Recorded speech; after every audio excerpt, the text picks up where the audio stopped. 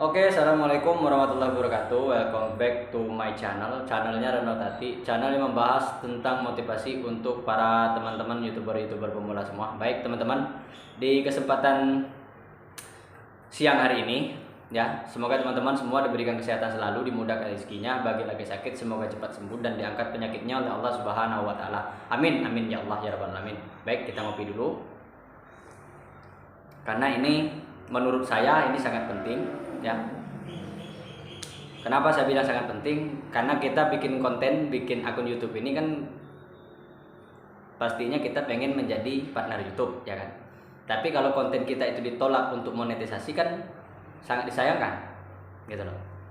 Nah, jadi ini ada beberapa poin ya. Konten ditolak monetisasi, ya. Konten apa saja yang bisa ditolak untuk monetisasi, ya. Ini ada 3 poin ya. Konten yang bisa ditolak untuk menjadi partner YouTube dan dimonetisasi itu, yang pertama konten berulang ya, konten berulang. Nah, itu pasti ditolak kalau konten berulang. Dan 2, konten digunakan ulang. Ingat, konten yang digunakan ulang.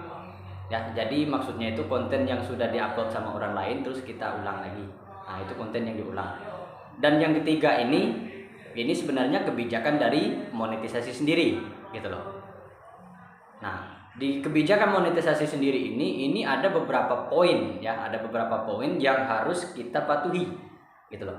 Yang harus kita ketahui ya, supaya teman-teman itu bikin konten itu tidak sia-sia. Maksud saya tidak sia-sia itu karena konten-konten itu rentan untuk ditolak dalam pengajuan monetisasi. Biasanya sangat rentan sekali untuk diterima untuk menjadi partner YouTube. Dan poin yang pertama yang dari kebijakan monetisasi itu sendiri, yang pertama itu konten game ya, konten game tanpa narasi. Nah, ini yang pertama, konten game tanpa narasi. Jadi seumpama gini ya, seumpama teman-teman bikin konten ya, konten game.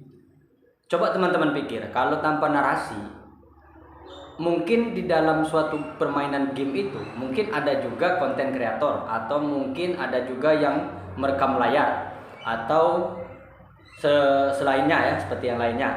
Terus diupload ya, tanpa sepengetahuan teman-teman juga, dia juga ngupload. Nah, itu bisa menjadi bahan untuk ditolak monetisasi. Memang nggak ada tulisan atau copyright ataupun klaim hak cipta, memang nggak ada. Tapi biasanya ya, itu sistem YouTube menganggap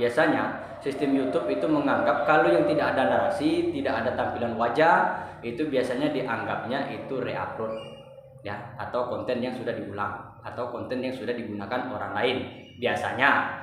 Tapi untuk lebih amannya, untuk para pemula yang konten game ya, yang konten game itu usahakan ada narasi, ada suara teman-teman. Terus ada, jika teman-teman pinter, itu harus diedit, usahakan ada muka teman-teman, gitu loh. Karena sekarang kan udah banyak tuh aplikasi untuk pengedit segala macam, pengedit video, bisa teman-teman tampilkan wajah teman-teman sambil ngoceh sambil main game kan gitu. Nah, itu lebih aman ya, itu lebih aman itu. Jadi kalau konten game yang tanpa narasi itu biasanya ditolak untuk pengajuan monetisasi. Hati-hati ya. Yang kedua, konten dari website. Ya, kenapa saya bilang konten dari website? Ya, seumpama ini konten yang teman-teman ambil dari media sosial ya, ataupun dari website gratis ya. Nah, itu biasanya itu rentan juga kena istilahnya copyright nanti pas pengajuan. Biasanya pas pengajuan, meskipun itu tidak ada klaim hak cipta, tidak ada copyright segala macam, biasanya pas pengajuan video-video yang teman-teman ambil dari tempat-tempat gratis itu biasanya itu bisa menjadi alasan untuk tidak diterimanya menjadi partner YouTube ya. Itu konten dari website ya, website atau video yang diambil dari website ya. Terus apalagi? Konten reupload. Nah, ini konten reupload ini yang saya katakan tadi. Konten reupload ini konten yang sudah diupload terus diupload ulang, gitu loh, tanpa dihapus. Nah, ini ingat, tanpa dihapus. Jadi konten yang sudah diupload sama orang terus tanpa sepengetahuan teman-teman, konten itu memang sudah diupload duluan, terus teman-teman ngupload juga. Nah, itu biasanya tidak bakal diterima konten reupload itu, ya pasti ditolak untuk pengajuan monetisasi. Nah, jadi ada beberapa hal gitu loh, makanya saya bilang kita bikin konten itu usahakan konten original ya. Konten original itu jauh lebih aman. Baik, yang keempat ya. Yang keempat ini konten kompilasi ya.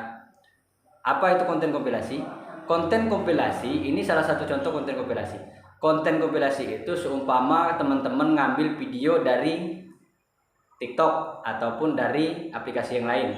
Terus teman-teman edit, teman-teman jadikan satu, nah itu namanya konten kompilasi.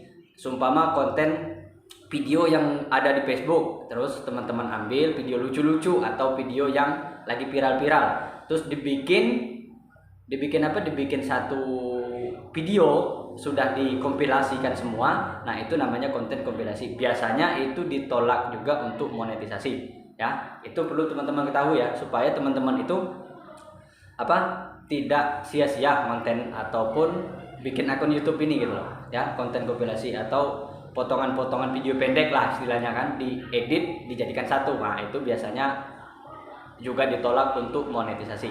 Untuk kita para pemula perlu kita ketahui. Yang kelima ini konten acara TV. Ingat, konten acara TV. Nah, ini kan biasanya kan pemula ini kan kebanyakan kan ada itu yang ngambil dari acara TV ya kan, acara seumpama yang sudah bekas kayak kayak acara TV itu kayak MotoGP ataupun kayak apa. Terus itu ditangkap layar, diedit sedemikian rupa, biasanya itu juga ditolak. Meskipun tidak ada tulisan klaim hak cipta ataupun segala macam, karena sistem YouTube sudah mendeteksi asal muasal daripada video itu. Nah, itu bisa termasuk dalam kategori reupload ya. Ingat, hati-hati ya.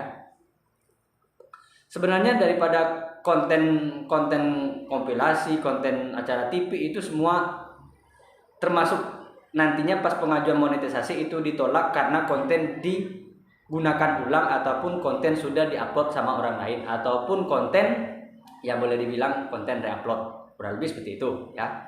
Terus ini konten berita ya. Konten berita juga ini biasanya pasti ditolak juga untuk pengajuan monetisasi. Kenapa saya bilang gitu?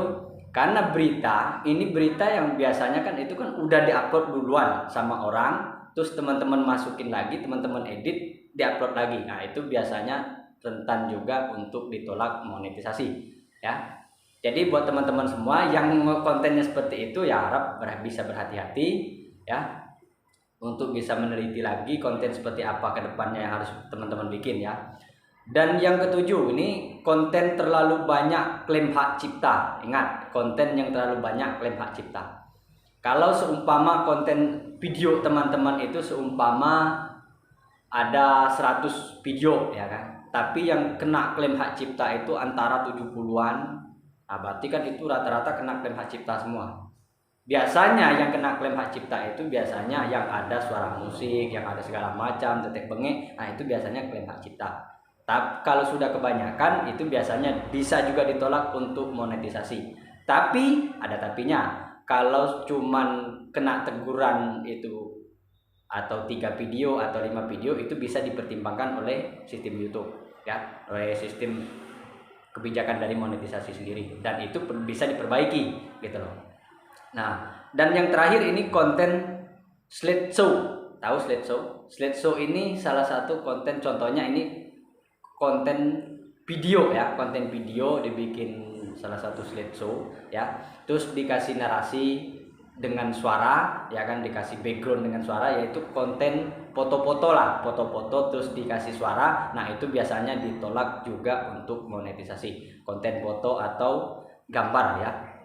Nah, jadi itu ada beberapa poin, ada 8 poin ya. Ada 8 poin itu biasanya ditolak untuk monetisasi ya.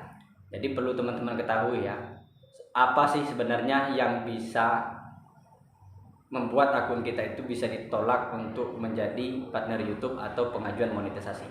Nah, yaitu tadi ya, satu konten berulang, yang kedua konten digunakan ulang, dan yang ketiga kebijakan monetisasi sendiri. Dan di dalam kebijakan monetisasi sendiri itu yang saya tahu ini ada 8 poin ya yang sangat penting untuk teman-teman ketahui tadi ya, yaitu salah satunya game ya, konten game tanpa narasi. Terus yang kedua konten dari website, nah itu rentan. Konten reupload, nah itu juga rentan. Dan yang keempat konten kompilasi ya, konten kompilasi atau konten potongan-potongan video pendek ya. Dan yang kelima konten acara TV itu juga kena, biasanya rentan banget ya, rentan banget ditolak udah pasti biasanya. Terus konten berita, konten terlalu banyak klaim hak cipta. Dan yang terakhir konten slideshow dan konten foto atau gambar ya, itu biasanya dibikin konten ya, biasalah dibikin foto itu dibikin suara satu slideshow terus dikasih narasi musik, biasanya itu ditolak juga untuk pengajuan monetisasi ya. Jadi semoga teman-teman paham ya. Jadi gimana Mas solusinya? Ada solusinya, nanti kita bikin solusinya di video selanjutnya ya. Solusinya kayak gimana nanti saya bikinkan juga videonya ya.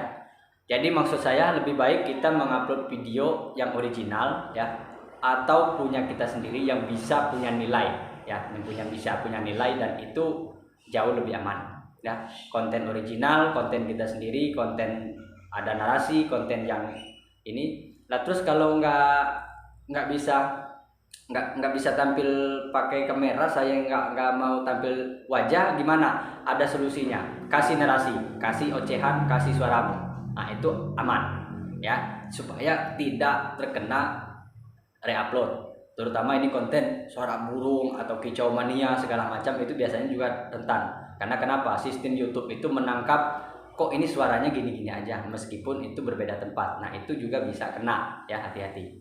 Mungkin hanya itu ya penyampaiannya, semoga ini bisa bermanfaat buat teman-teman pemula dan bisa teman-teman ketahui ya.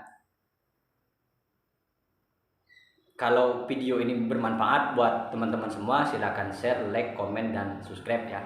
Jadi mungkin hanya itu pembahasannya sore hari ini. Semoga apa yang saya sampaikan ini bisa bermanfaat untuk kita para pemula dan selalu berhati-hati dalam membuat konten ya, supaya tidak terbuang sia-sia. Mungkin hanya itu ya. Akhir kalam, wabillahi taufiq wal hidayah. Assalamualaikum warahmatullahi wabarakatuh.